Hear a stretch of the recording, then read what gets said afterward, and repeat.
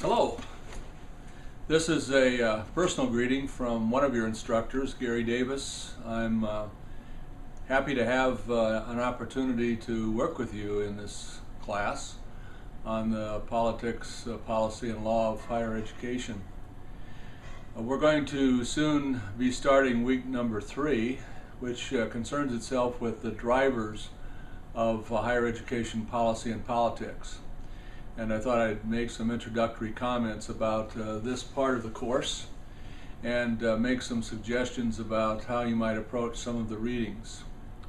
You'll take a look at chapters 6, 7, and 9 in the Altback text, and you'll read about higher education policy at the state level, the federal level, and also there's a chapter on something called the hidden hand, which concerns itself with the various organizations that work diligently to create both law and policy for institutions of higher education. Now, some institutions are more vulnerable to the dictates of the legislature, particularly public institutions. But in the end, all institutions, as the proprietary institutions are finding out now, are capable of being affected by governmental decision making. The federal level of policy making concerns itself primarily with accountability, or at least that's the way it's been up until 2010, and I expect that will continue to be a concern of the federal government in years to come. The federal government is also concerned with the affordability of higher education and is concerned about the fact that the cost curve just keeps trending up, and there even is the worry that federal financial aid programs may actually be driving higher education tuition increases instead of moderating them or controlling them. Whether higher education is more affordable or not because of the federal intervention is probably a settled question. It is more affordable. Even the Republican Party has supported consistently student aid programs, but there is some difference in terms of party position concerning the accountability of the institutions. The Republican Party has been more concerned about abuses. Charles Grassley, senior senator from the state of Iowa, has led the charge in that area, and other Republican leaders too have wondered whether or not the federal dollar is always treated as carefully as it should be by the institutions and the students once the dollar is received. On the state level, the practice really is for any problem to be brought directly to the state legislator, and state legislators then often convert the concern into a proposed law. And as a result, you'll find in the various states a kind of odd assortment of laws that have been created to remedy problems that have occurred on campus. In Michigan, for example, a law was passed to ensure that students are taught by people who speak the English language proficiently. Because of a killing in a dormitory by a janitor who wasn't checked for a criminal record when he was hired, the state of Illinois has now a law requiring such background checks. So when you approach a particular state, you'll want to take a look at what laws the state legislature has passed.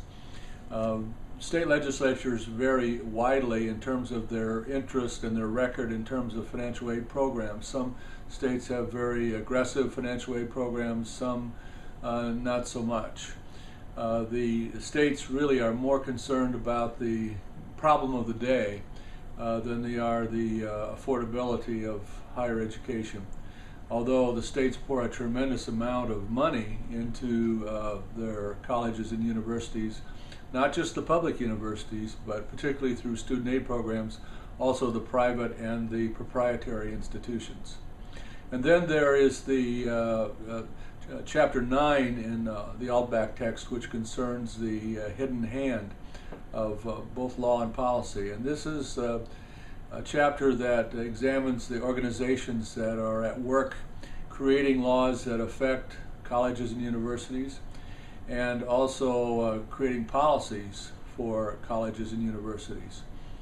There are any number of formal organizations, and we're really concentrating here on formal organizations rather than popular movements, that devote themselves to the task of affecting the behavior of people who work and study on colleges and universities.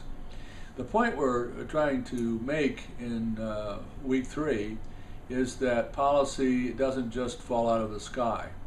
The policies of the written policies of a given college or university are often required by laws or by the policy positions of various groups that put pressure on colleges and universities to adopt institutional policies.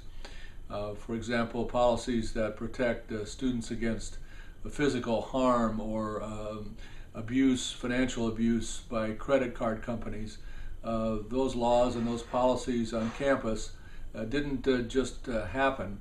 They were the result of formal efforts to create interest in such lawmaking and such policy making by various groups and entities, such as state legislators, the federal Congress, and organizations like the AAUP, Mothers Against Drunk Driving, Women Employed, and a whole number of organizations. One of your assignments for this week will be to find an organization, one of these hidden hand organizations that presses for institutional policy, and track their efforts to see whether or not they've been successful in creating for the campuses the kind of environment that they would like the campuses to have. Well, again, welcome to the class, and we're glad to, Professor Wolf and I are glad to be working with you during this term.